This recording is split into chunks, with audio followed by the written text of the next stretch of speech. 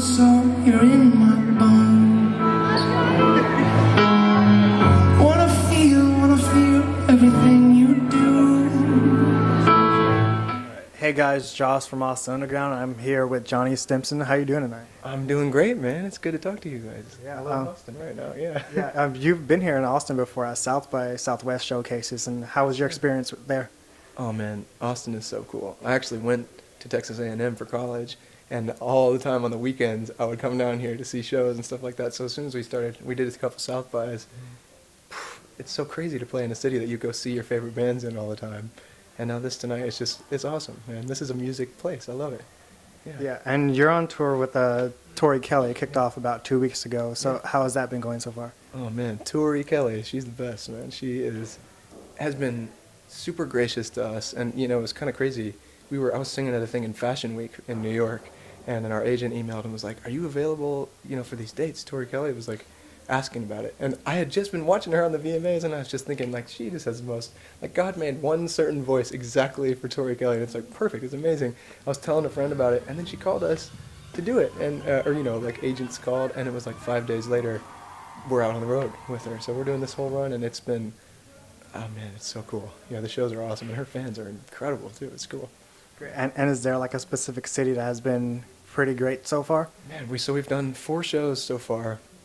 I don't know if I should say it out loud, but really, like, San Antonio was crazy. I'd never played there, or I'd played there once in, like, middle school band. We took a trip down there, and I played the saxophone, but that was a long time ago. So, yeah, San Antonio was crazy. We played in this big theater that was, like, way, way up. You could see it. It was, like, probably one of the coolest places I've ever played, and people just were dancing the whole time. I got to meet a ton of people after the show, and I was, like, looking out over the Riverwalk. It was just, like, one of those nights I think will be lodged in my brain when I'm, like, an 89-year-old man. I'm going to be like, that was a really cool night. Yeah, it's been really special so far. That was a stick out, though. Great. All right. So your songs have been featured in TV shows such as Trophy Wife, The Vampire Diaries, Rogue. So how did that make you feel when you heard those songs on those TV shows? It's so weird because sometimes, like, I'm so familiar with my songs. I would maybe say I'm the most familiar with my songs of anyone since I write them and make them.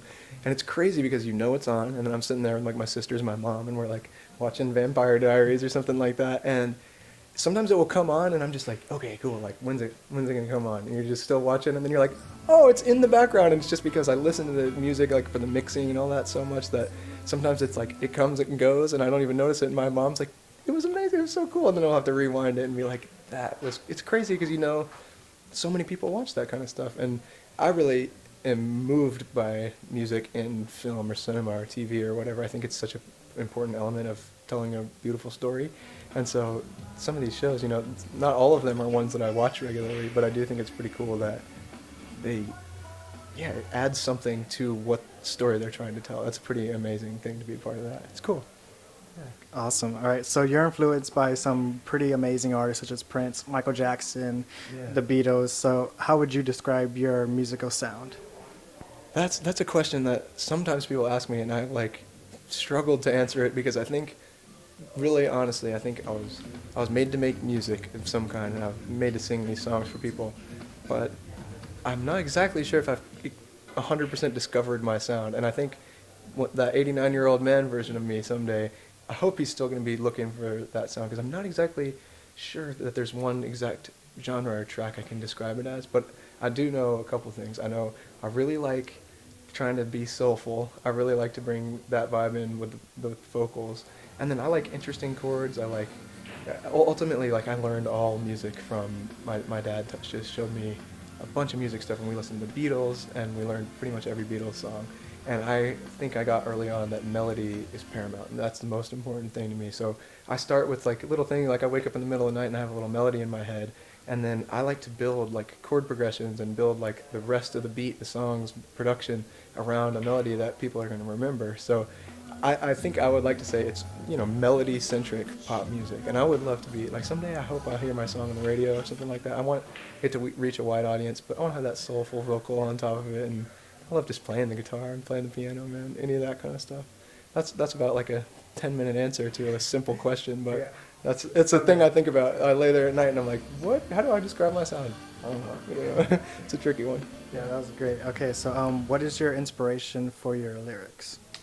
Wow, it's funny. That has kind of been changing recently. When I was in college and right after I've been writing music since I was probably like 13 or 14, and it used to be, I would like to write anecdotal stories that I made up about other people, about like an imaginary fictitious character, and what they might be experiencing in this kind of thing. And so I would write lyrics that didn't really have to do with me, and I recently started writing stuff that is personal to me, and I think it's coming out in the music. Like some of my tracks are dancey, they're made for fun, they're made for like people to enjoy and get sweaty and move around and everything like that. And then there's been a few lately that I've been writing that are just about certain life experiences I've been going through, whether that's with somebody who I love or a feeling that I have. Lately, to be real honest and specific, like this last year of my life had the most ups and downs of any year. Like it's been so exciting.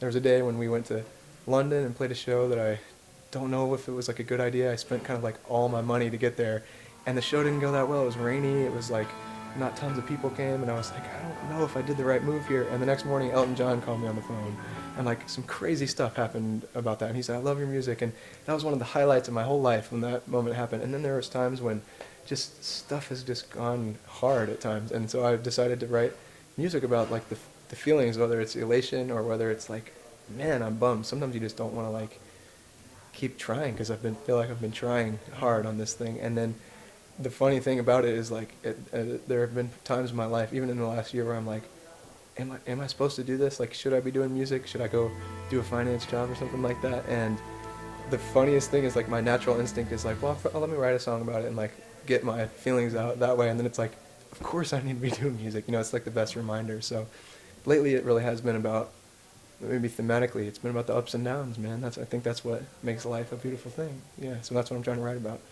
Nice. Yeah. Okay, so your EP, Holding On, was released earlier this year, but when can we expect a full album? Full album, that's a really good question. I hope really soon. We have been talking, my manager and I have been kind of talking over release times, and I think what we're going to do, I think I can say this, we're going to release a couple of singles and songs, and I'm definitely writing a ton, and I've been in the studio, and even like we have a week and a half break in this tour, and so it's like we get our car back home and I'm flying straight to New York because that's one of the studios I work at, and so for like that whole time I'm recording and working on some new music I've been working on, so it will be soon. I would guess it's early next year, something like that. Yeah. Nice. And what can fans expect from these new songs? Man, I really hope that they will expect to hear the first part of a song and then be singing along with it by the end. I think hopefully that's a theme of like all these things, but there's going to be some dancier stuff in there. There's going to be some bigger beat stuff, and then I've written a couple that are just like a little more near to my heart, and sometimes that's a simpler production aesthetic. So some stuff that's like just a little guitar and singing, but there's a variety of things, and I think what I'm really working hard to do is when that album is ready to go, I want my voice to kind of like be the throughput on all these different songs and allow people to kind of take a little journey with me, because my life has been a journey, so I want them to feel that like, woo, like we're dancing, we're feeling really good, and then those moments where it's like, man, there's a melancholy feeling in here, and this is what I think about it. So I hopefully will take people on a little roller coaster, something like that.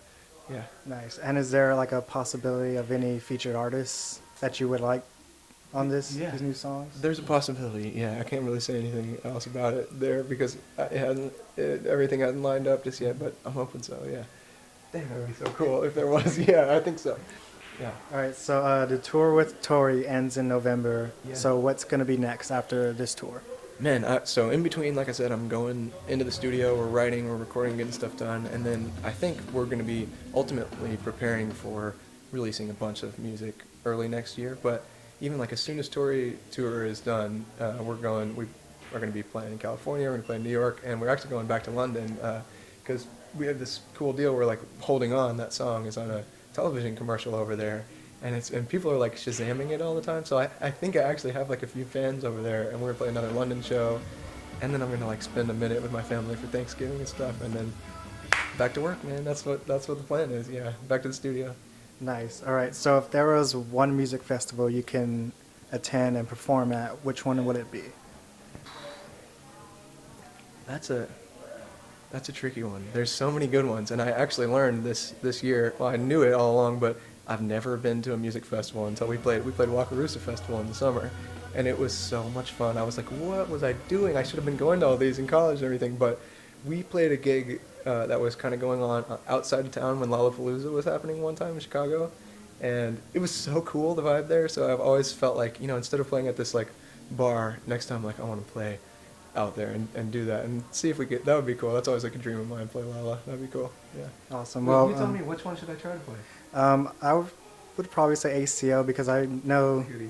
the Strokes are a part of one of your the favorites, Strokes, and they yeah. were just here recently at Yeah. ACL this past Sunday. And then that would be pretty cool. I think I was talking to my agent earlier, and he was talking about ACL. It's sort of a lofty aspiration for me at the moment in my career and everything, but you never know. That could be next year. We'll see. Yeah. Yeah. Well, we thank you for your time. Thanks for talking with us, and man. hopefully next year we'll see you at ACL. Dude, let's do it. That Yeah. sounds good. Thank you very much. Yeah. I really appreciate it.